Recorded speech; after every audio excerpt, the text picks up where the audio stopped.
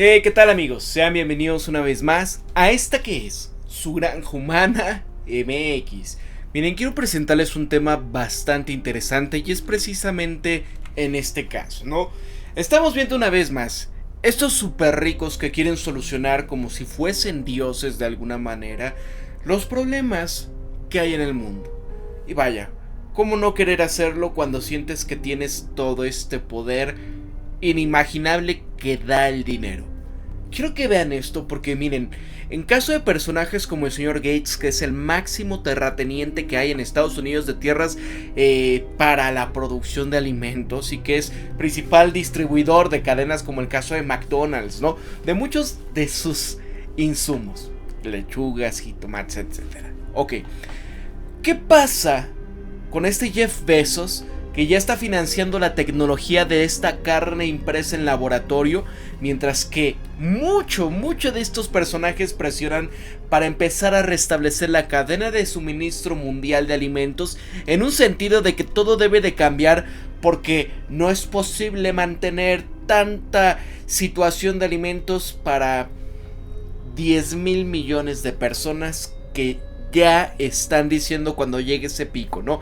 ¿Qué les vamos a dar? No podemos darles carne, ellos deben de comer insectos, ellos deben... No, o sea, es como por ejemplo en este caso, el rey en Inglaterra, ¿no? Donde se comenta que él pues abren varios huevos para que él pueda elegir cuál es el que está en el punto exacto y adecuado para podérselo comer, ¿no? O sea, a ver, pero eso sí, mientras que todos los demás pues tienen que acceder a esto, ¿no? ¿Qué es lo que dice aquí?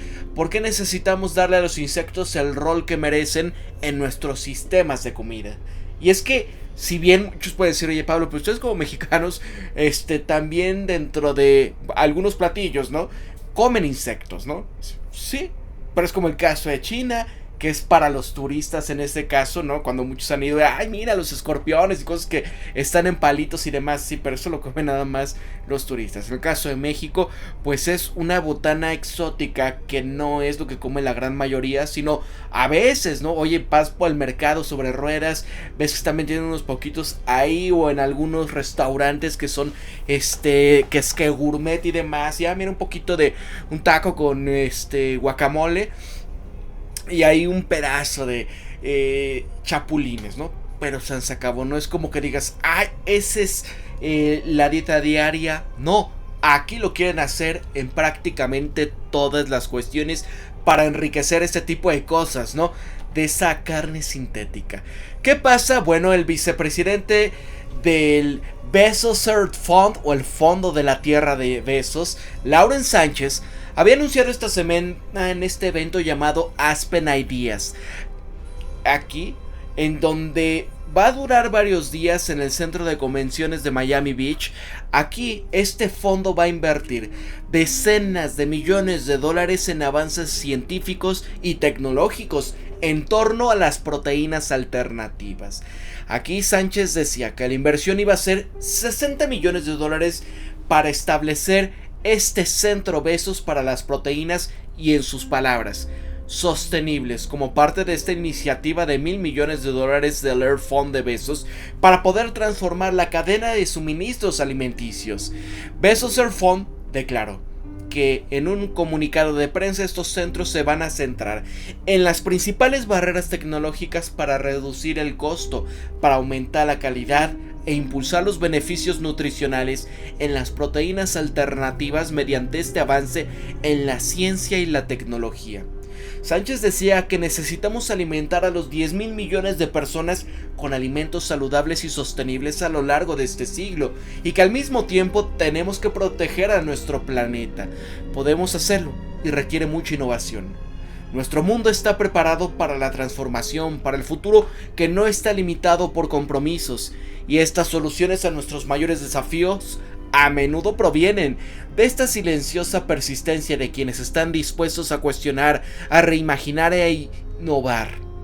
Y bajo este pretexto, hemos visto como muchos miembros multimillonarios de este tipo de organizaciones se están obsesionando para poder cambiar las cadenas de suministro mundial de alimentos, intentando hacer que la población mundial pase de una dieta basada en carne a insectos o carne falsa cultivada en laboratorio y alimentos de origen vegetal, ¿no? En el caso de esto, que son lodos vegetales con algo de proteínas de insectos saborizado para que supuestamente digas, ahí estás comiendo carne. Así que hay algo importante aquí que también quiero destacar, y por eso les puse a esta Eva Blardin-Brenbroek, que aquí está, esta holandesa que es muy vocal en el tema de lo que está pasando pues con la comida de verdad, ¿no? ¿Ustedes qué van a preferir en su momento, no? ¿Estar consumiendo estas cosas? ¿Consumir leche? ¿O esta bebida tipo láctea, ¿no? Saborizada leche, pero que vaya ustedes a saber de dónde proviene y qué tipo de proteínas base tengan. Cucarachas quizás, ¿no? O querrán, miren, leche así. ¿Ustedes qué prefieren, amigos? Porque miren esto, aquí hay un tema. ¿Cómo el tema de los agricultores de la Unión Europea se han levantado contra este culto que está sucediendo? Miren, por ejemplo, en este caso, ¿no?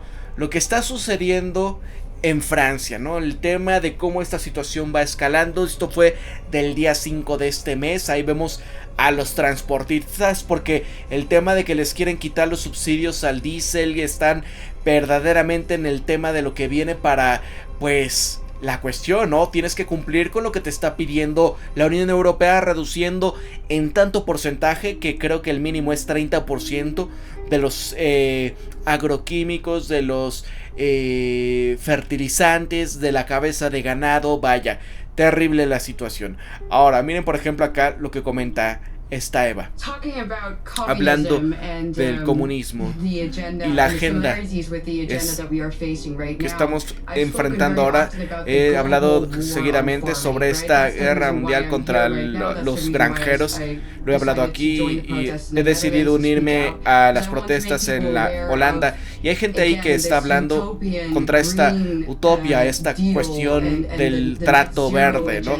Y la agenda neta cero y la 2030, en la que las Naciones Unidas tiene esta agenda que está en el núcleo de todo esto, y esa agenda es la que para mí es algo que sale de este comunismo más que nada, pero es el pretexto que utilizan. Así que todo mundo, el mundo entero, en caso de las Naciones Unidas, tienen sus objetivos del desarrollo sustentable y el tema de la jerarquía que viene para todas estas políticas a las que nos enfrentamos, que si tú miras a ellas se ven muy nobles, pero una de las primeras es terminar el hambre mundial. Pero si piensas cómo lo están poniendo en práctica, ninguno de esos objetivos se puede lograr sin la redistribución de la riqueza, bienes y la comida, ¿verdad? Pero esto últimamente para mí es que eso es neocomunismo o neofeudalismo, empaquetada simplemente como algo más bonito, ya sabes. Es como, estamos aquí para salvarte, pero si ves en la realidad de las cosas, y creo que tú estás experimentando todo esto de lo que ha pasado, por ejemplo, en los viejos tiempos del comunismo, en donde la gente ordinaria se va a volver más y más pobre y miserable, y los de la punta son los que se van a volver más ricos, ¿no? En este caso es el tema, que la gran mayoría de los productores, de los pequeños, de los medianos, de los micros, productores de alimentos alrededor del mundo, principalmente en estos temas, ¿no? Como el caso de Países Bajos, que es el segundo mayor exportador de alimentos del planeta. Nada más piensen en ello, un país chiquitito, y que digas, oye, estás casi en la cima, y el primero es Estados Unidos, ¿no? Ellos son el segundo. Imagínense la capacidad para producir alimentos, ¿no? Entonces, con todo esto de que ya no vas a poder utilizar 30% de fertilizantes, ya vas a tener que bajar las cabezas de ganado a tal nivel donde solamente haya 2 vacas por un terreno del tamaño de un campo de fútbol. Es insostenible. ¿Y quiénes son los que, pues, al final tienen este dinero para poder quedarse con todo ese negocio? Sobre texto de todas estas cuestiones, ¿no? Todo se va centralizando cada vez más en estos nuevos señores neofeudales, o estos nuevos camaradas, ¿verdad? And I will continue. Continuaría. I guess Ya sabes, lo que creo es que es mi pelea por los granjeros granjeros, y es porque yo creo realmente que los granjeros son el grupo, especialmente, ya sabes que todo esto es muy radical decirlo en mucho contexto, pero en Europa no tenemos una enmienda 2, así que el espíritu de, ya sabes, cómo proteger a tu gente contra un gobierno tiránico no está embebido en nuestras mentes como lo está en Estados Unidos. Así que es muy importante para que la gente pueda, ¿no? En este caso, poderse enfrentar a ese gobierno tiránico. Y las palabras que usan son simplemente palabras bonitas. Me refiero, yo quiero que esta agenda esté ahí, sea abolida. Yo votaré por políticos que digan, ya sabes que quizás va muy rápido, hay que presionar para que quizás sea no en el 2030, sino en el 2035. Y sabes, hay hechos en los que al final no es un camino directo al infierno, ya sea el camino largo o el camino corto, todo lleva allá, y solamente quiero que toda esta cosa se vaya. No estoy olvidándome de dónde viene mi comida y quiero continuar comiendo alimentos sanos, saludables, y decido dónde quiero viajar, cuándo, cómo y qué quiero comer, y quiero que eso sea simplemente lo que yo quiera hacer. Y si es culpa de los agricultores, ya sabes, el grupo que pueden hacer un cambio de verdad, contra ellos tienen el poder, como lo hemos visto, para realmente paralizar países enteros. Entonces espero que vayamos ahí a ese paro y que no seamos intimidados por esta gente que vienen por ti, pero luego te llenan de todos estos flujos de migración, ¿no? O sea, vean esta situación. Esto es parte de lo por qué la critican mucho a ella, ¿no? Oye, es que mira lo que dijo de esta gente, que cómo es posible. Pero cuando te pones a pensar en el nivel en el cual se están encontrando, porque dices, oye, va a ser insostenible, ¿no? Porque cómo le vamos a dar de comer a tantos, no nada más acá, sino cómo va a ser funcional que toda la gente, en este caso los que eran productores, pues sigan teniendo un negocio, cuando al final esto los hace económicamente inviables. Y cuando dices, oye, bueno, ya hay más bocas que alimentar, y ahora cómo le vas a hacer si los que producen la comida ya no van a poder, ¿no? Y aparte, ¿qué empleos van a haber para la gente que se va a quedar ahora sin esto? Ojo con lo que dice David Tronder a través del Instituto Brownstone. Mira, muchas arterias importantes que han conectado Europa han sido obstruidas o paralizadas en los últimos días por esta ola de agricultores contra los que afirman son objetivos ambientales excesivamente onerosos y de niveles insostenibles de burocracia asociados a estas regulaciones agrícolas nacionales y de la Unión Europea. Pero esta situación de advertencia de estos enfrentamientos entre los responsables de las políticas y los agricultores ya habían sucedido incluso desde el 1 de octubre del 2019, cuando más de 2.000 tractores holandeses habían causado un caos de tráfico en Países Bajos. Esto con respuesta a un anuncio de que las granjas ganaderas tendrían que ser compradas y cerradas para reducir sus emisiones de nitrógeno. Y a principios del año pasado los agricultores polacos también habían bloqueado la frontera con Ucrania, exigiendo la reimposición de aranceles a los cereales de Ucrania. Pero no fue sino hasta principios de año que se había desatado la protesta en toda la Unión Europea. Estas y los bloqueos de los tractores en Alemania, en Francia, fueron noticias internacionales. Los bloqueos pronto se replicaron en España, Portugal, Bélgica, Grecia, Países Bajos e Irlanda. Se bloquearon importantes carreteras y puertos y se vertió popó sobre edificios gubernamentales.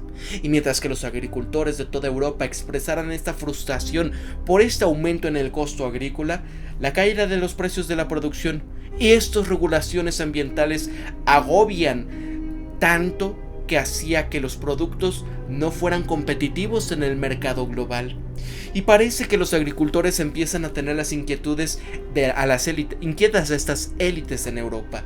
Y esta cual no es nada sorprendente, dado que las elecciones de la Unión Europea están a la vuelta de la esquina, y si bien la Comisión Europea ha anunciado que este martes todavía estaba comprometida a lograr una reducción del 90% de emisiones de gases en Europa para 2040, omitió notoriamente cualquier mención de cómo este sector agrícola iba a contribuir en ese ambicioso objetivo.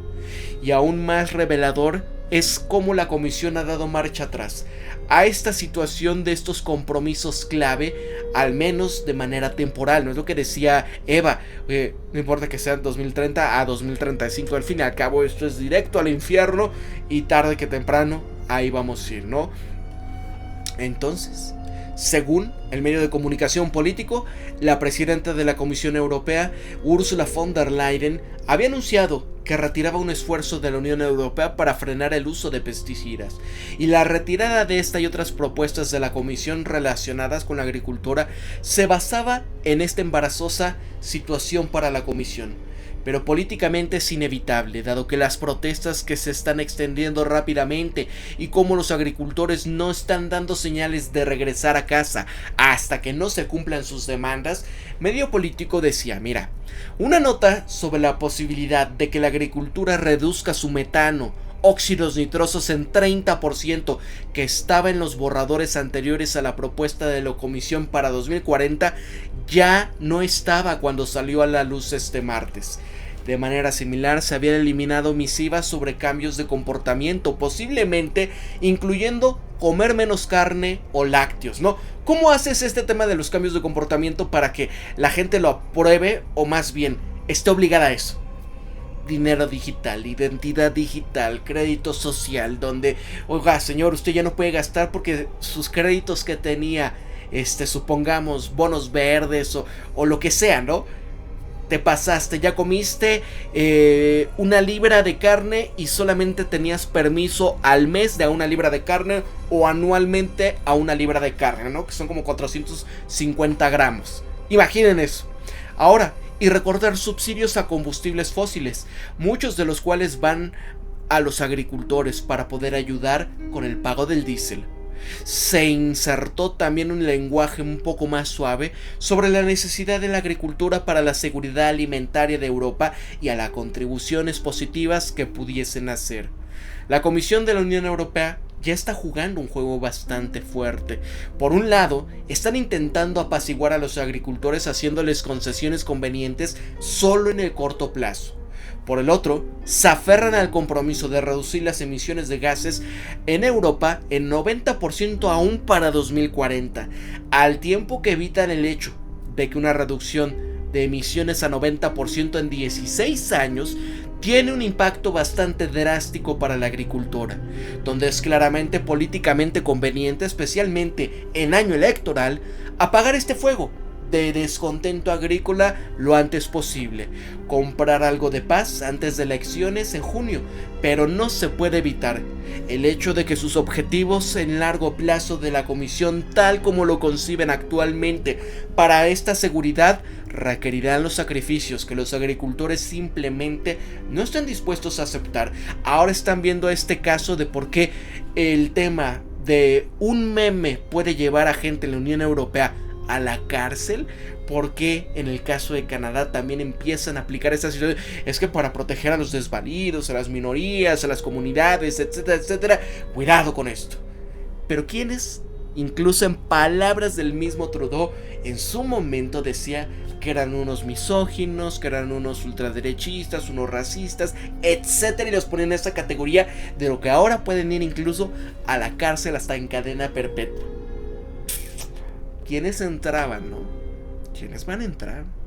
Yo así lo estoy analizando. Claro que cada quien es libre de informarse con los medios autorizados que quieran y, obvio, saquen sus conclusiones. Pero independientemente de los méritos de política del clima de la Unión Europea, dos están claras. En primer lugar, los líderes y activistas medioambientales de la Unión Europea parecen haber subestimado enormemente la reacción de sus políticas provocadoras en esta comunidad agrícola. Y en segundo lugar, el aparente éxito de esta dramática protesta que ha surgido por todo el continente empieza a sentar un precedente. bastante espectacular para no poder pasar desapercibido entre los agricultores y las empresas transportistas, cuyos costos operativos se verán fuertemente afectados por estas regulaciones como los impuestos al carbón. Y vieron cómo incluso Emmanuel Macron estaba completamente deschavetado. Ustedes lo ven en su cara. Déjenme ver si lo tengo por acá todavía. A ver si es esta.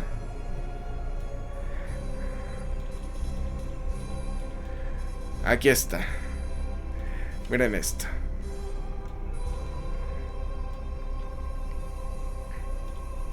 Hablando precisamente de ese tema, ¿no? A ver, vamos a ver. Mira esto.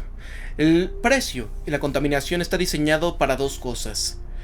Ambas para hacer la señal clara, enviarla a los inversionistas, a las compañías, a los canadienses. Esto hace buen sentido para invertir en reducir nuestras emisiones de carbono y salvar la energía.